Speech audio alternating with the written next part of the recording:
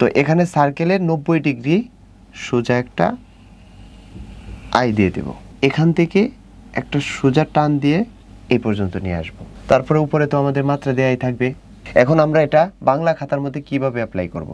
লাইনের একটু নিচ থেকে আমরা এই মধ্যখান পর্যন্ত একটা টান দিয়ে দেব, বাকি 90 ডিগ্রি অ্যাঙ্গেলে বাকিয়ে এই দুই মাথা বরাবর রাখবো। এখান থেকে একটা সোজা আই দিয়ে দিলে আমাদের একটা সুন্দর গ হয়ে যাচ্ছে। 6 নাম্বার প্র্যাকটিস হচ্ছে এই।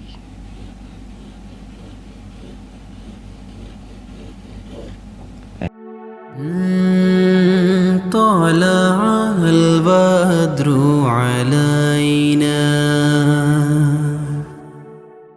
আসসালামু আলাইকুম রহমতুল্লাহ। গ্লোবাল এডুকেশন ইনস্টিটিউট কর্তৃক আয়োজিত বৈজ্ঞানিক পদ্ধতিতে সুন্দর হাতের লেখা কোর্সে আপনাদের স্বাগতম। তো সুন্দর হাতের লেখা এটা খুবই গুরুত্বপূর্ণ একটা বিষয়। প্রযুক্তির যতই উন্নতি হোক না কেন, সুন্দর হাতের লেখার গুরুত্ব কিন্তু আগেও ছিল, এখনও আছে, ভবিষ্যতেও থাকবে।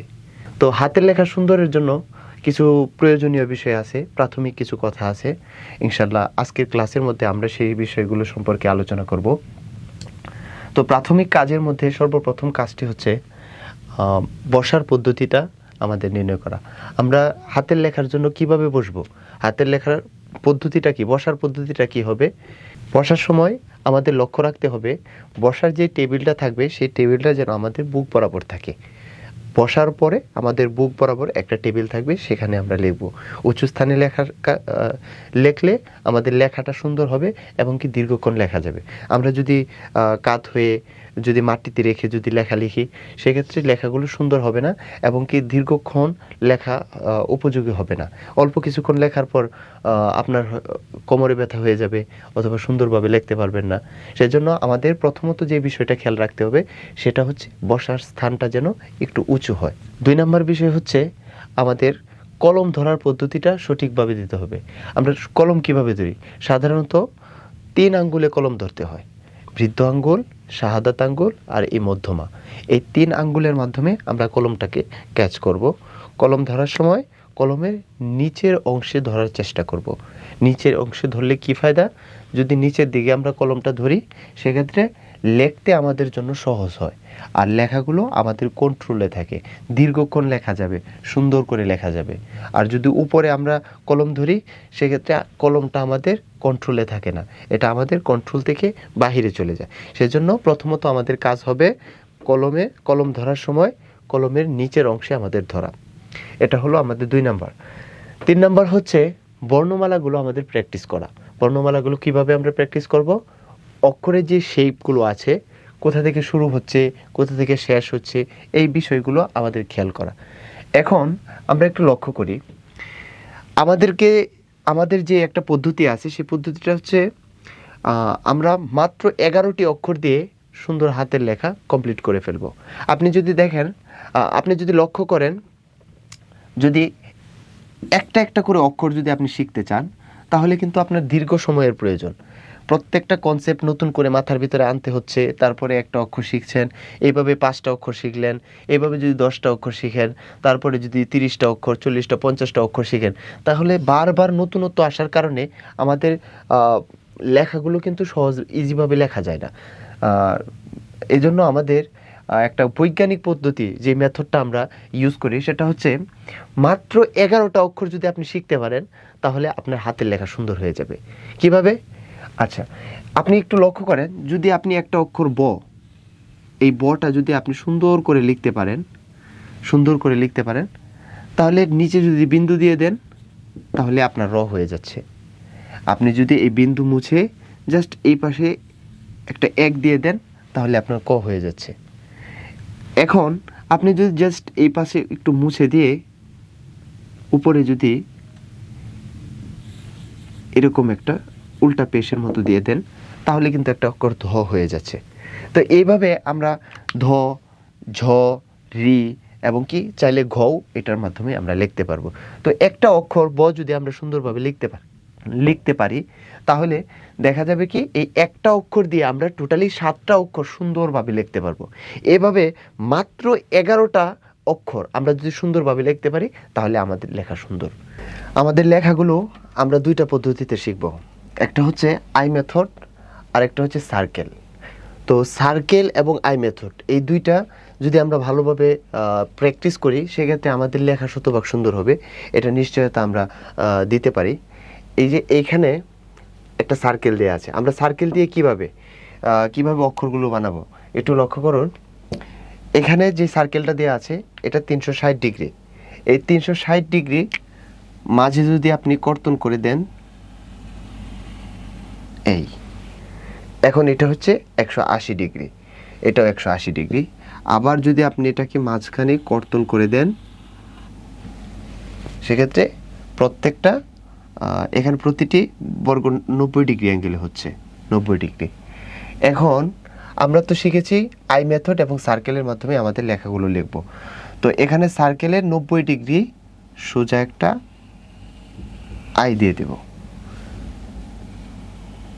এই আই। তারপর এখান থেকে একটা সোজা টান দিয়ে এই পর্যন্ত নিয়ে আসব। তারপরে উপরে তো আমাদের মাত্রা দেয়াই থাকবে, এই দেখুন লক্ষ্য করুন।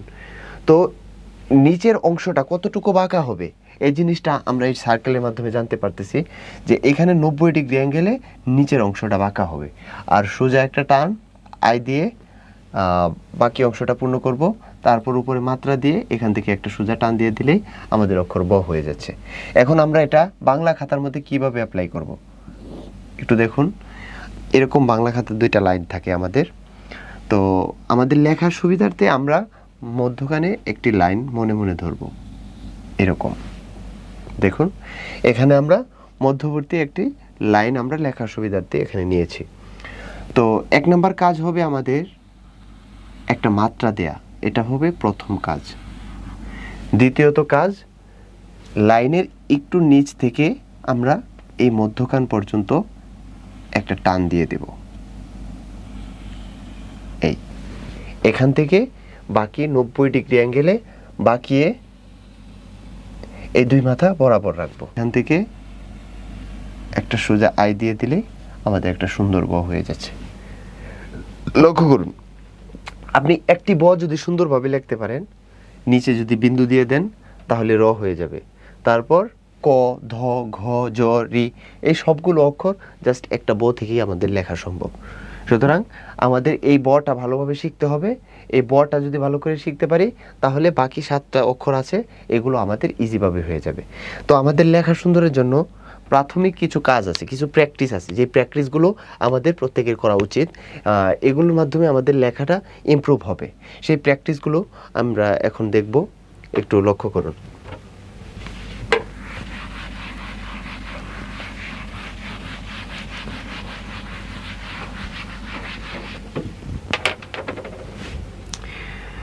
লেখা সুন্দরের জন্য কিছু প্র্যাকটিস আছে, সেই প্র্যাকটিসগুলো হলো 1 নম্বরে আমাদের প্র্যাকটিস করতে হবে আই, এই আই আই। বাংলা বর্ণের প্রায় অধিকাংশ অক্ষরগুলোর মধ্যে এই আই থাকে। সুতরাং এই আইটা আপনি যত সুন্দর করে যত সোজা করে লিখতে পারবেন আপনার লেখা কিন্তু ততই আকর্ষণীয় হবে। এটা হচ্ছে আমাদের 1 নম্বর প্র্যাকটিস। 2 নম্বর প্র্যাকটিস হবে সার্কেল, এই সার্কেল।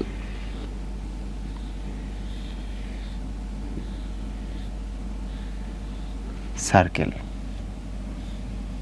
প্রতিটা যেন গোল গোল হয়, এটা আমাদের দ্বিতীয় প্র্যাকটিস। তৃতীয়ত যে প্র্যাকটিসটা করব সেটা হচ্ছে এই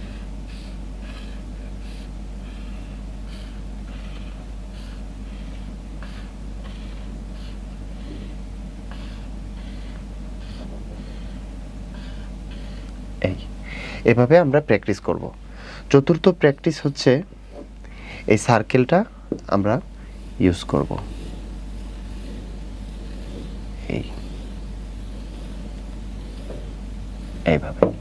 এইভাবে আমরা প্র্যাকটিস করব। তারপর পঞ্চম প্র্যাকটিস হচ্ছে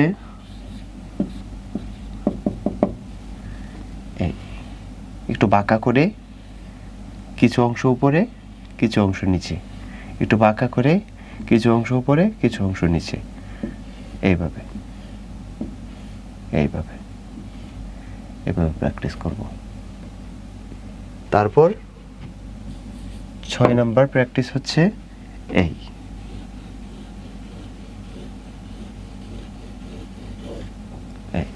এই প্র্যাকটিস যত বেশি আমরা করব আমাদের লেখা কিন্তু ঠিক ততটাই সুন্দর হবে। আসলে সুন্দর হাতের লেখার গুরুত্ব, অসংখ্য গুরুত্ব আছে। আপনি একটু খেয়াল করে দেখুন, সুন্দর হাতের লেখার জন্য যদি 5 নাম্বার করে কম পান, তাহলে যদি আপনার 10টা সাবজেক্ট থাকে সেক্ষেত্রে আপনি 50 নাম্বার এমনিতেই কম পাচ্ছেন। তো এইভাবে আপনার জীবনে কত পরীক্ষা দিয়েছেন, এই সবগুলো পরীক্ষার মধ্যে যদি আপনি 5 নাম্বার করে যদি কম পান, তাহলে একটু একটু লক্ষ্য করে দেখবেন যে আপনি জীবনে কত নাম্বার কম পেলেন। আপনি যদি সেই নাম্বারটা যদি পরীক্ষায় বেশি পেতেন, সেক্ষেত্রে আপনার ভূমিকাটা কি থাকতো, আপনার অবস্থানটা কি থাকতো, আপনার জিপিএর অবস্থাটা কি থাকতো।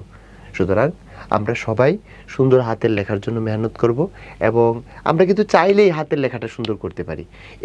এইখানে কিছু বেসিক নিয়ম বলা হলো, এই বেসিক নিয়মগুলো যদি আমরা লক্ষ্য করে যদি প্রতিনিয়ত যদি প্র্যাকটিস করি এবং কি আমাদের এই চর্চাটা চালিয়ে যাই, সেক্ষেত্রে ইনশাল্লাহ আমাদের লেখা সুন্দর হয়ে যাবে। ধন্যবাদ, আমাদের সাথে থাকবেন। ইনশাল্লাহ দেখা হবে পরের ভিডিওতে।